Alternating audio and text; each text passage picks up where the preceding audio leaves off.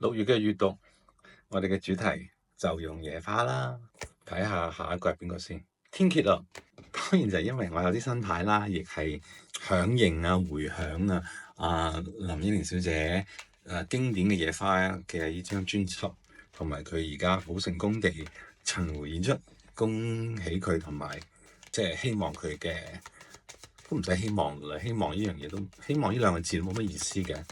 咩意思啫？即係一定會係繼續成功落去咯。所以未買飛嘅朋友就買啦。其實我哋用野花嚟做題材啦，就覺得好順理成章啦。因為始終許願講塔羅牌係咪都要講野花咧？咁樣嘅意思。我唔係好識讀啲名嘅 Calendula 唔識讀都要讀噶啦，戴眼鏡先。Calendula 啦就代表住 vitality 同 radiance 嘅天蠍座。6月對你哋嚟講咧係好有光彩，因為你帶住活力嘅 energy 咧去進入呢個6月。咁我特別中意呢個啦 Clover 咧，大家都知道咧，睇到 Clover 知道係幸運噶啦，同埋因為簡單 simplicity。咁你有個簡單嘅6月咧，呢個恨不得啊！人生係有個簡單嘅能量喺度咧，係最美麗嘅，我覺得啦嚇。咁當然你可能唔覺得啦，但係我都恭喜你，因為即係人生可以簡單係最美麗嘅。Elderflower 呢個我聽過。好靚啦！呢個 Elderflower guidance connection，即係話你今個月係會有得到一啲朋友或者高人嘅指示啊。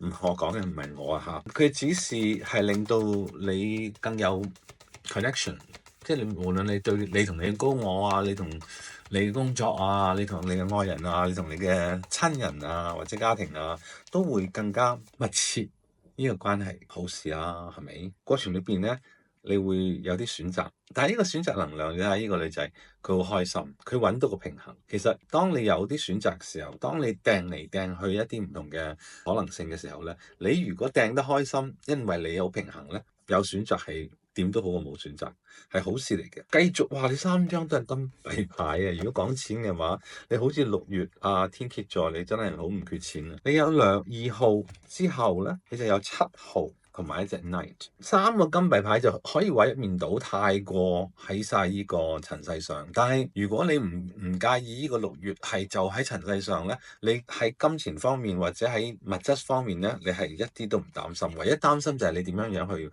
揾到呢個平衡，掟嚟掟去。如果掟得唔好咧，就會影響你。咁睇落你係掟得好嘅，因為呢張牌嘅女仔係 Gymnast 嚟嘅。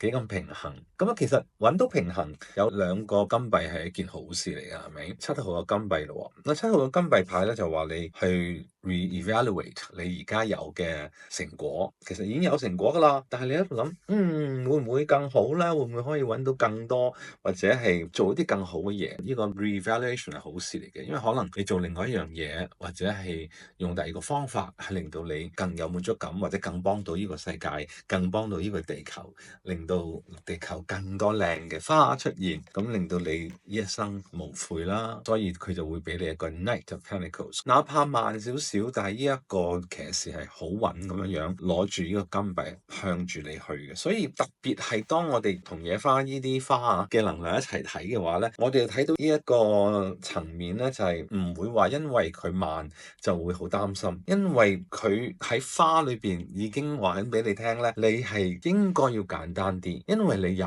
嘅係運氣，你有好好嘅運氣，你有好好嘅 vitality 活力，你係唔缺嘅，即係話唔需要真係有火牌出現，你已經呢種花係有住呢個能量喺度啦，更加係有高人去指點你嘅狀況底下咧，你天蠍座呢套牌咧，我睇得一張，基本上你唔好嫌太多錢咯，你唔好嫌太多物質上嘅嘢嘅滿足咯，因為睇落就冚唪唥都同塵世上嘅物質有關，好豐滿，未至於發達嘅，睇落未至於話哇，但係好難講，可能對你嚟講一啲都唔發達，可能擺喺我身上已經係發達㗎啦，係咪？所以又係 relative 嘅，因為咁多活力、咁多金錢牌咧，你會攰，所以最後一張牌就係話你要休息。休息嘅時候唔好忘記同你嘅高我去 connect。我會睇下可唔可以有能量或者有時間咧，去再講一啲同高我 connect 嘅方法，因為可能上次我哋只係講咗高我係一個咩嘅東西咁，但係冇教你哋點樣去同高我 connect，而我不停咁喺度講話呢啲牌出現咧，四把劍出現咧，你就一定要哇好快嘅消息，你就一定要知道點樣去同高我去接觸去 connect。也許我會做一個咁嘅 series 啦，你等我啊，好唔好啊，天蠍座？但係 as is 咧，恭喜晒你，你嘅6月咧係好豐滿，好多錢。如果使唔晒，俾啲我。多謝晒你，恭喜晒你，天蠍座。